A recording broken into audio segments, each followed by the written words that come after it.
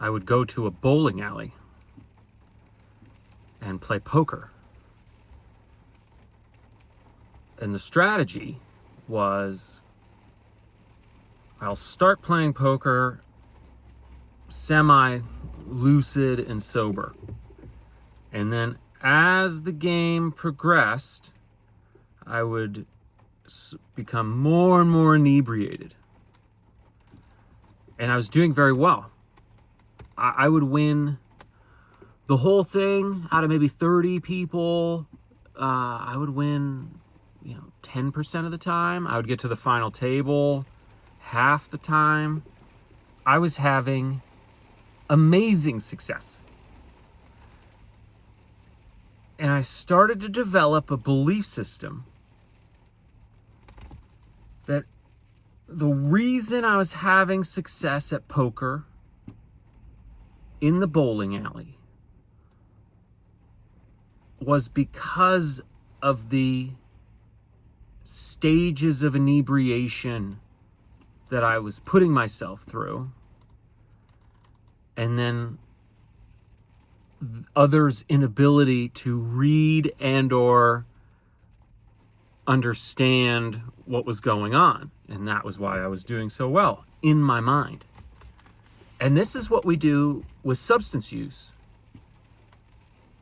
And this is where the thought process, the interpretation of what the substance is offering, gets all goobered up.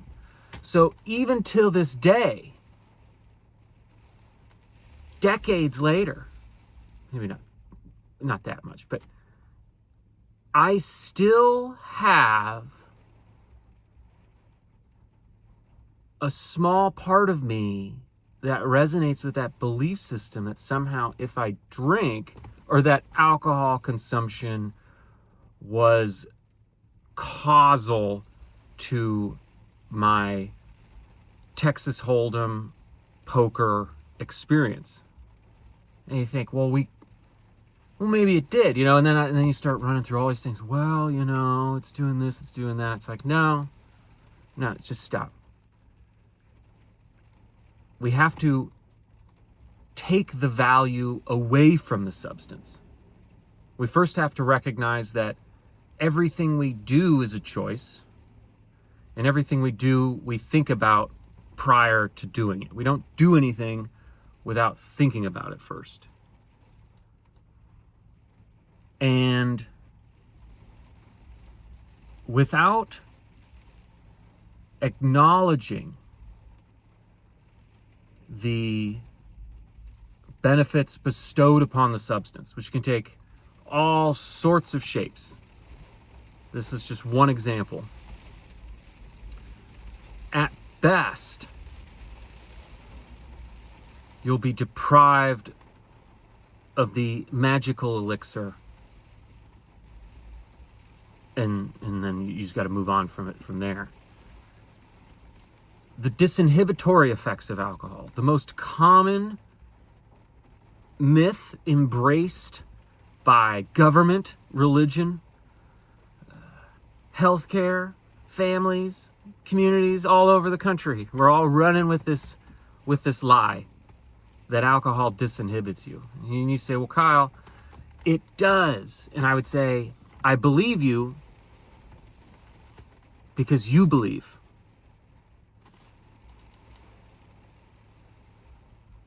Let's take this to psychedelics, with one of the more where the framework is that your experience is dictated by your expectation of what's going to occur.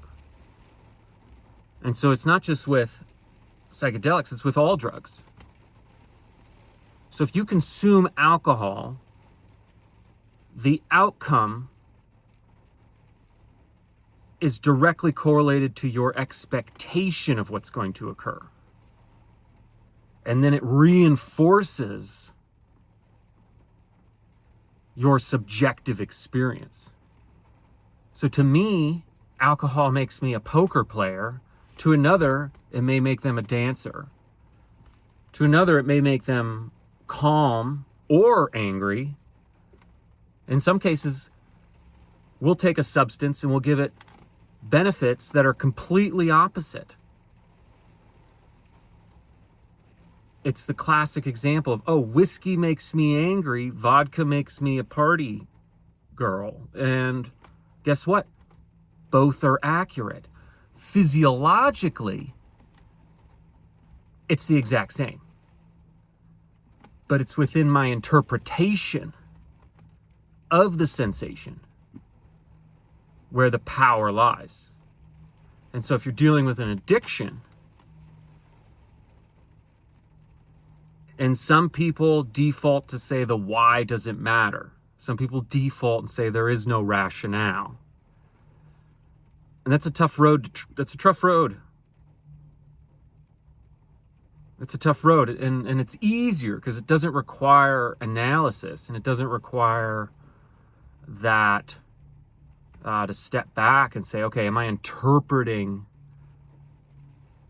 my experience with this substance rationally? And it almost seems silly that adults could somehow be fooled that they get tickled by this, and so then they believe some sort of magical outcome occurs, but it gets entrenched in you. Just like me, I was a young adult, like 21-year-old guy, going to the bowling alley, throwing some chips on the table, and I played with this idea that alcohol was empowering me to win. Yeah, and days turned to weeks, weeks turned to months, months turned to years, and now I have a belief system. And if we know anything about belief systems, it's almost impossible to convince anybody otherwise. Irregardless, it operates outside of rationality. And so then a lot of times we get addiction, we'll get somebody with this wonky belief system, and they're like, no, alcohol is magic. I mean, there's no... And then they go, okay, well, alcohol is magic. Rationale does not exist. The why does not matter. And that's like, there's no conversation then there. It's more about like, run and hide the magic fluid may get you. So, be well.